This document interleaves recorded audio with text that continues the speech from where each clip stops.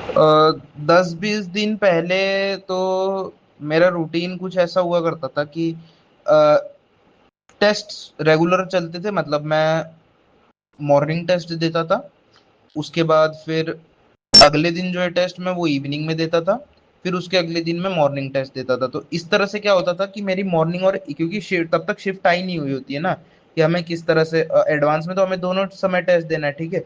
और तो एडवांस के टाइम पे तो मैं मॉर्निंग इवनिंग दोनों दिन दोनों टाइम एक ही दिन में टेस्ट दिया करता था। बट जब मेंस होता था तो मैं पहले मॉर्निंग, उसके बाद अगले दिन इवनिंग, फिर मॉर्निंग, फिर उसके बाद शिफ्ट आ जाती थी तो उस हिसाब से मैं फिर उसी शिफ्ट में टेस्ट दिया करता था। जैसे मॉर्निंग आती थी तो मॉर्निंग में टेस्ट दिया करता था।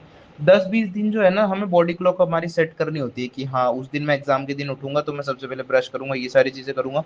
उसके बाद फिर मैं ब्रेकफास्ट करके उसी पैटर्न में, मतलब अगर आपका 9 बजे पेपर है तो आप 7 बजे तक, 7:30 बजे तक ब्रेकफास्ट कर चुके होगे ना। तो उसी पैटर्न में आपको करना है कि 7:30 बजे ब्रेकफास्ट कर लिया, उसके बाद फिर आपने मतलब थोड़ा सा आपको बॉडी क्लॉक को सेट कर देना पड़ेगा। उसके बाद फिर आप थोड़ा ट्रैवलिंग का जो टाइम है उसमें आप नोट्स रिवाइज कर सकते हो। मतलब एक्चुअल डे पे तो आप ट्रैवल करोगे ना, उस टाइम पे आप थोड़ा नोट्स रिवाइज करने के बाद शॉर्ट नोट्स रिवाइज कर लो। उसके बाद फिर पेपर दो अपना, उसके बाद फिर उसका एनालिसिस करो, ठीक है। एनालिसिस करो, बस यहाँ एग्जाम देने तक को आपको पूरा बॉडी क्लॉक अपना सेट रखना है। उसके बाद फिर आप एनालाइज करो अपना एग्जाम, जो आपने पेपर दिया, क्या गलतियां थी, क्या गलतियां आप ऐसी थी जो आप करेक्ट करते तो शायद आपके नंबर काफी ज्यादा आ सकते थे। जैसे मैंने पेपर एनालिसिस बहुत ही कम करता था तो मेरे गलतियां बहुत ज्यादा होती थी, और ये चीज मैंने एडवांस में सुधारी तो मेरी एडवांस में रैंक ठीक ठाक आ गई।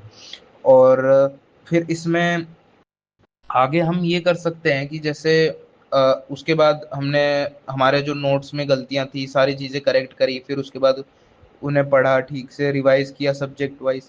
उसके बाद रात को फिर उसी टाइम पे सोना जिस टाइम पे आप उस दिन सोने वाले हो, एग्जाम की एक रात पहले आप खाना खा के कैसे सोने वाले हो बस उसी पैटर्न में सोना, ठीक है। जगह भी अपनी चेंज मत करना। मतलब ये छोटी छोटी बातें हैं बट ये पेपर अटेम्प्टिंग जो स्टाइल है ना उसको बहुत ज्यादा matter, paper day of exam को बहुत ज्यादा मैटर करती है, ठीक है। वो आपका प्रीशियस डे होता है, मतलब वो दिन है, या अगर आप हर दिन अच्छा कर लोगे बट उस दिन अच्छा नहीं कर पाओगे ना तो फिर दिक्कत होगी।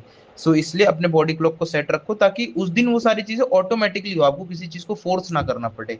ओके, तो आपको खाली फोर्स अपने आप को एग्जाम में पूरी तरह से नंबर लाने के लिए लगाना है, ठीक है। 10-20 दिन पहले यही रूटीन रहेगा। और हाँ, खाना पीना थोड़ा घर का ही खाएं, बाहर का ना खाएं ज्यादातर। और पढ़ाई में, अगर पढ़ने में क्या पढ़े तो उसके लिए जो आपने टेस्ट दे रखे हैं ना उन्हीं की जो गलतियां हैं उनको रिवाइज करो, और जो आपको शॉर्ट नोट्स में जो आप फॉर्मूले जो कंटेंट आप भूल जाते हो ना उन्हीं को दोबारा से रिवाइज करो। तो अब आपके पास ज्यादा पढ़ने का समय बचा नहीं है, मतलब आप कोई नई चीज पढ़ नहीं सकते हो। आपको क्या करना है, जो गलतियां हैं उन्हें सुधारो।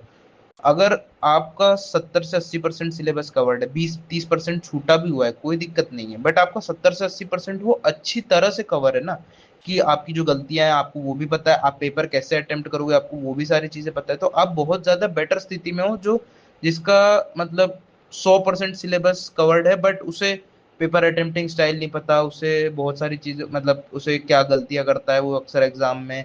फिर एक होता है ना, जैसे आप रिवाइज करते करते आपके दिमाग में एक बात बैठ गई कि हाँ अ, एक ऑर्डर है, मान लो कि किसी चीज का केमिस्ट्री का ऑर्डर है तो आपको दिमाग में बैठ गया, बट आप एक टेस्ट देते हो और उसमें आपको पता लगता है ये तो मैंने गलत याद कर रखा है।